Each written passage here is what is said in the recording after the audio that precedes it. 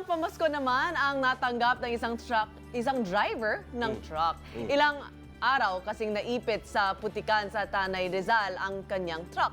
Pero sa tulong ng netizens, nasolusyonan ito. Nasa gitna ng aksyon si Benji Durango. Biyernes nang mabalahawang truck na ito ni Mang Luloy sa Sitio Tingting, Barangay Rizal, Tanay Rizal. Pauwi na siya ng Baguio matapos mag-pick up ng sako-sakong dumi ng manok. Pero minalas na malubog ang truck sa maputik na bahagi ng sitio.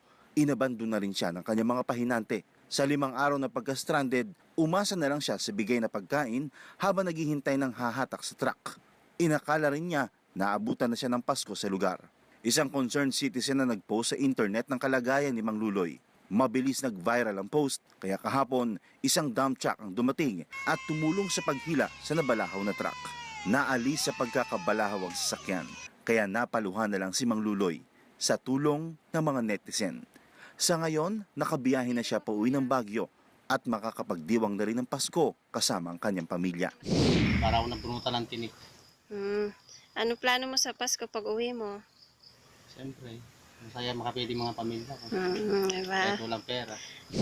Para daw kay Mang Luloy, ito na ang pinakamagandang pamasko na kanyang natanggap na nanggaling pa sa mga taong hindi niya ganoon kakilala. Umaaksyon, Benji Durango, News 5. Be sure to come back. News 5 everywhere. Copyright 2015.